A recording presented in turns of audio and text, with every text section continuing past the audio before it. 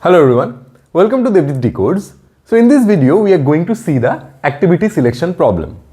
This is one such algorithm that follows the greedy paradigm. So let us see what this particular thing does. Say it is said that there are multiple activities and each has a start and finish time. And our goal is to select the maximum number of non-overlapping activities. Okay, so what is this? Let us understand by an easy example. Say a university or college is trying to make a timetable, right? The class timetable. It is trying to make a timetable for a particular class.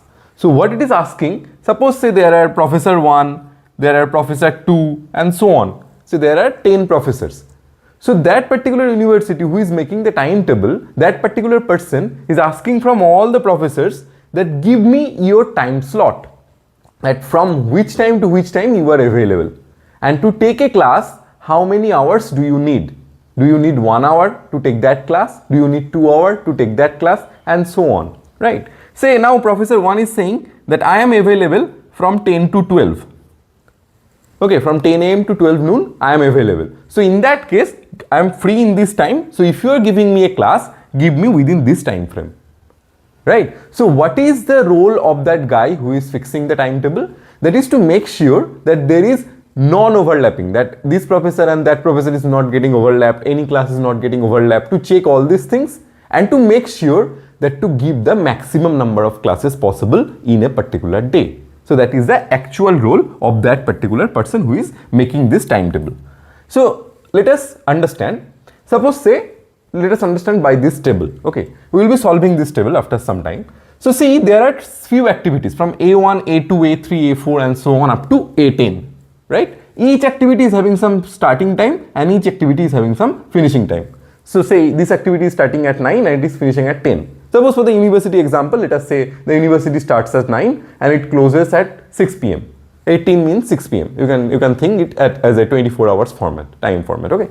Now say it is starting at 9, it is finishing at 6 p.m. So between this, we are taking the time from each and every professor. So say this A1 is say professor 1. A1 stands for activity 1, but for the time being you can understand it is P1. So what is saying, that professor was saying that I am available from 9 am to 10 am.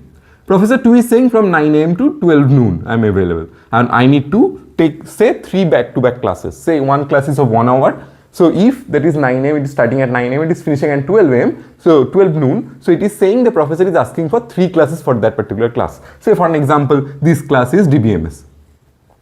This class is data structure. This class is OOPS and so on, right? This professor takes DBMS, this professor takes DS, this professor takes OOPS and so on, ML, AI. You can understand like this, right? So that's how they have given. So what is our role? We need to fix a final timetable, right, for that particular class depending on this data. As simple as that, right? We will be doing this and we will be solving this in a while to make you understand clearly that what exactly this is doing. This is pretty simple. I am coming in that. Now before that, can we try the brute force approach? What is the meaning of brute force approach? That whatever the data that has been given, whatever the activity starting time and finishing time, we will be taking every combination and we will be trying to check that which particular combination is working. But do you think that brute force is a good approach to apply here? The answer is no, right? Why? Because it will eat up a lot of time when the activity number is huge. You can do it for maybe 10 activities. Maybe 20 activities, but whenever the activity number is increasing in case of real life, right? So in that case, it will be a problem, right? Because it will be taking say exponential kind of timing, right? So we need to find out some other approach. So what is the approach we will be doing over here? That is the greedy approach. So how will we be doing or how will we be solving this? First, we will be trying to make sure whatever the data is given to us, we sort that according to the finishing time of each activity, right? We will be sorting this particular given data according to the finishing time of each activity, not the starting time, but the finishing time. Why? Because if one activity finishes earlier, that gives a scope or improvement to add more and more activities. And if the activity hasn't finished yet, you cannot start the next activity. Because if one class is not finished yet, suppose say this class grows up to 12. So you cannot give this class which is starting at 10 because it is going till 9 to 12. So you cannot schedule this class in between. How can you take one class in between another class? One professor is already present in there. You can think like that, right? So we will be shorting that down according to the finishing time, because if we can finish earlier, that gives us a scope to improve or say to add more and more activities. And what is our goal? What is exactly we are trying to do? We are trying to make sure that the maximum number of non-overlapping activity. So this is a maximization problem. So this is a what kind of problem? Optimization problem. And in case of optimization problem, we know we can somehow apply the greedy approach. So how will we be applying the greedy approach? As I have already talked about, that always choose the activity that finishes earliest. Right? We are greedy about which one is finishing earliest. In that case, we will be shorting that data and we will be taking that one up to make sure that this is what? This is we are trying to make sure that we are reaching the local optima in search of global optima. As simple as that. That is the greedy approach is doing, right? So because it is a maximization problem, that is an optimization problem, so we'll be simply applying the greedy approach. And based on what? That always choose the activity that finishes earliest. Right? So in that case, we need to short the data. Right? So this is what we'll be doing over here, and we'll be picking one by one. So let us see how to solve this particular example. Say A1, A2, A3, if you see, if you want to short the data, this data is almost shorted. There are one or two differences there. So if you can check, A2 is having the value 12 and A3 is having the value 11. Right? So these two are not in correct position. So A1, if I keep it, so first of all A1 will be there by default. So this is I, this is SI, SI is the starting time, FI is the finishing time. Right? So A1 starting time is 9 AM and finishing time is 10 AM. This professor is asking for 1 hour slot from 9 AM to 10 AM. He is available that time.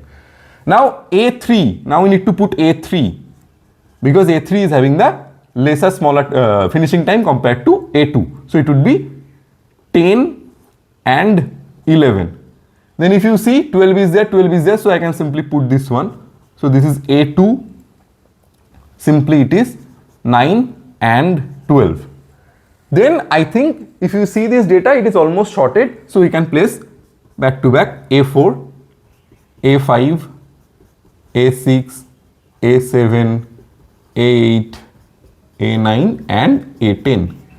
Right? So what is A4? It is 11, 12, then 11, 13, then 12, 14, then 13, 15, then 14, 16, then 15, 17, then 16 and 18.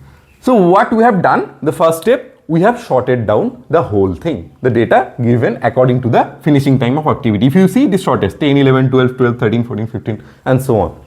Right? This particular data is shorted according to the finishing time. Now what will you do?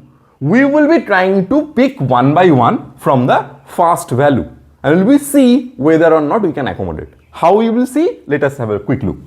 So see, first one, if you see the professor 1 is asking for a class, say this is the DBMS professor as I was saying. So he is asking for a database class from 9 AM to 10 AM. So if you check that time, there is no conflict. So you can simply give that class to professor 1. So the first class from 9 AM to 10 AM is given to A1. So A1 is selected, no problem. Now we are trying to pick the next one according to the shorted manner. If you are trying to pick the next one, which is the next one? That is A3. That is A3. Say the professor 3, it was asking for OOPS class. Right? So if you can see, he is asking from 10 AM to 11 AM. Again we have available slot, there is no conflict. Right? So we can give simply from 10 AM to 11 AM. So that is A3. Simply if you now understand the pattern, how we can say that this particular class can be given, because the starting time of that activity is greater or equal to the finishing time of the earlier activity. Because obviously if the class is ending at a time, the next class should start at that time or after that, not before that, right? So the starting time of this particular activity is greater or equal to the starting time or say finishing time of the previous activity. Right? So this particular condition is satisfied. Now if you want to put A2, this particular class, what was that class? Data structure, say. This was OOPS. Okay. Now if you want to put the data structure class, if you see, it is starting at 9. But this particular class is finishing at 11. But it wants to start at 9. So if you can see from this particular slot 9 to 12, this thing is completely booked. But this professor is saying to take the data structure class, he might be taking a lab class, so it takes 3 hours. So you cannot fit in, right? What is the logic? This particular time, the finishing time is greater than the starting time of the activity. That is, the starting time of the next activity is not greater than the finishing time of the previous activity, right? So we cannot pick the A2 here. Simple. So A1 was picked, A3 was picked, but A2 is not picked. Now if you check A4, can we take A4? Yes, according to the same logic, because it is finishing, the last one was finishing at 11, it is starting at 11. So you can give that class, simple. So A4 is given again. A4 is given again. And A4 was taken from 11 to 12. So it is 11 to 12. Next is A5. So A4 is picked. Can we pick A5? If you can check, A5 is trying to start from 11. But it is less than this particular value, 12. So you cannot start, it will overlap. Right? So A5 will not be picked according to this logic. Now if you go to A6, it is trying to start from 12 to 14. So 12 is equal to this value. So we can pick, or we can give A6 the slot. So now comes A6. So it is from 12 to 14. So 2 classes.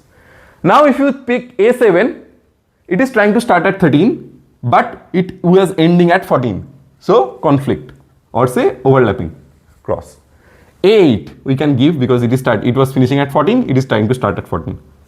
So simply we will be giving to A8 from 14 to 16. Now if you check A9, it is trying to start at 15, but it was finishing at 16. So we cannot give because there will be overlapping. What we are saying that we are trying to take the non-overlapping one, right? So we cannot take the A9. Now can we take A10? Yes, because A10 is starting at 16 and A8 was finishing at 16. So we can simply pick A10. So A10 is picked. So it is from 16 to 18. So if you can check what kind of questions might be there. First of all, they might ask you that how many, because what is the thing? We need to pick the maximum number of activities. So how many number of activities you have picked? The answer is there are 10 activities total. You have picked 1, 2, 3, 4, 5, 6. Total 6 activities. This can be the first question. The next question can be what are the activities you have picked? The answer is A1, A3, A4, A6, A8 and A10 and so on, right? And if you have another kind of question, that is what are the activities you didn't pick? In that case, the answer is A2, A5, A7 and A9. So this is the solution. And that's how you need to do it. This is pretty simple, right? So what we will be checking, we will be first sorting it down according to the finishing time. Then simply we will be checking, we will be trying to put every activity from the starting position, from the first element, from the first activity, according to which logic, that the starting time of the next activity should be greater or equal to the ending or finishing time of the previous activity. As simple as that. And we will be making this output. Right? Now if we talk about the time complexity, what can be the time complexity? If you see this algorithm, what we are basically doing? We are first sorting the data, then we are traversing one by one and trying to put, right? So what is the time taken for sorting the data? Order of n log n. And set for traversing, it is taking order of n, because if there are n elements, if there are n activities, right? So if you take, this is the dominating term, so the time complexity becomes order of n log n. Because to sort in mass sort, you can take this, right? So the time complexity for activity selection problem is order of n log n. So that is all about the things you need to understand about activity selection problem. I hope whatever I have said in this video made sense to you. Thank you for watching and stay tuned for the next videos.